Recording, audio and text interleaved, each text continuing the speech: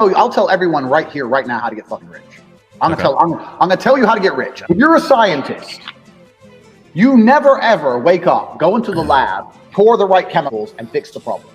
That doesn't happen. You go into the lab, you try some shit, it fucks up. You try some new shit, it fucks up, and you keep fucking around until something kind of works. Penicillin was a mold that grew on accident on top of an old experiment. And the dude goes, "What's this mold?" "Oh, it's penicillin." Before you know it, you have antibiotics. So mistakes, eventually something goes well. So I say this to people, look, how many ways have you tried to earn money? You earn money X way. How many other ways have you tried? Because you need to try a whole ton of ways, and you got to make a bunch of mistakes like a scientist does to find the thing that works. And everyone's heard this before, right? And then they'll say they have two hurdles to doing that. One, they're lazy. And two, they'll say, well, I have ideas, but I don't know how to start. Or I have ideas, but I need money to start. So then what you have to do, and this is one of the things I teach on Tate.com in my Hustlers University, is you have to look at your business ideas and your plans and find a way to remove the need for money to attempt them. So my philosophy on business is this. Any business in the world that could genuinely work without investment. People get this idea in their head. I need loads of money. Did you start 21 Colin with loads of money? I started with $100. Exactly. No one come along to you and gave you loads of money. So, and every single business I've tried, I will find a way to launch it for effectively free. And if it starts to make money, then maybe I'll put money in. Or then maybe I have some balance sheet. I can go to an investor and get money. But everyone has this idea they need money first. So I'll give you an example. So like I said, you want to try lots of different things. So let's say off the top of my head, you want to try a makeup brand. You're a woman, you want to try a makeup brand. So a woman will sit there. I've had people come to me and go, Andrew, I want to start a makeup brand. Okay. I need 200 grand. Why? I need to get makeup, and I need to get labels. I need to get packaging, and I'm going to get it all shipped in, and then I'm going to sell some, blah, blah. That is the wrong way to look at a business. Here's how you start a makeup brand. I say, make a fucking website, get some images of makeup, do your advertising or your marketing or whatever you were going to do, put it on the internet without any makeup in stock, and see if you can sell. Because if you start to sell, now you have money. Now you can email each customer and say, sorry for the delay. There's a shipping delay. We're going to give you a free lip gloss. And now you got money coming in. You can start to source some makeup. If you don't sell anything, then the idea would have never worked in the first place. And you haven't wasted 200 grand on boxes of makeup. Yeah. You can start everything. Do you understand where I'm coming from? There's a way to start everything without throwing money down the drain. This answers my next question was going to be, what's the litmus test you use to evaluate deals? Because I'm sure you have a lot of deals thrown at you all the time. Every day. Every day. It's really, I like what you're saying a lot, because you're saying if you can't start it for free, then you don't deserve any money anyway. You're going to blow it. You're going to blow it.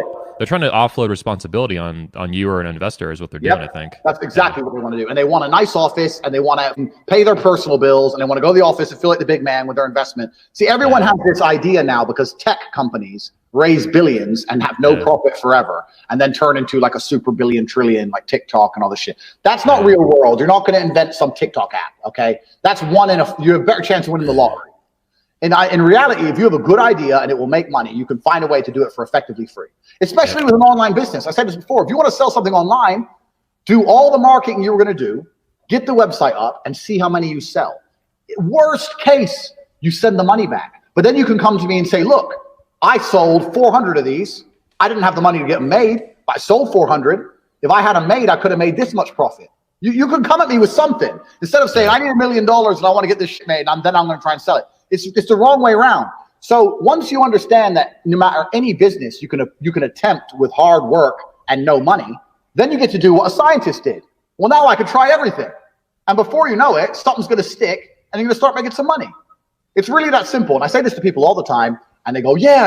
And then they go back to bed. Yeah. But that's the reality of it. And on Tate.com, I sell Hustlers University, which is 100 lessons. And what I've just told you is one of the lessons. But it's very, very simple. If you can approach entrepreneurship from that perspective, then you get to try a whole bunch of shit and you don't lose. I say this to people all the time. If you don't blow money, it's very hard to fuck up. Like you start a company and you don't blow your money. What's the worst that can happen? You close? They don't want to face the risk of the failure and rejection, the emotional. That's what it is. Yeah, exactly. but if you don't give a shit and you're just all about the money, then what's the worst that can happen if you don't blow money? Nothing bad can happen to you. Like nothing, literally nothing bad can happen. People just have this idea, well, if I only had 100 grand, I could. I'm like, listen, if you could do this idea of yours, you wouldn't need 100 grand to do it. I started Cam Girls with nothing. You start 21 Kong with nothing. You speak to most people who started businesses, they started with nothing. Yep. Everyone has this. It's the tech industry that's given everyone this dream of this seed investment garbage, and we'll operate at zero profit for 8 years, and then we're going to make money. Come on, off. It's the angry. Yeah. So, and this is the first thing about making money, and the second thing about making money is a very simple thing, man. People don't think about money.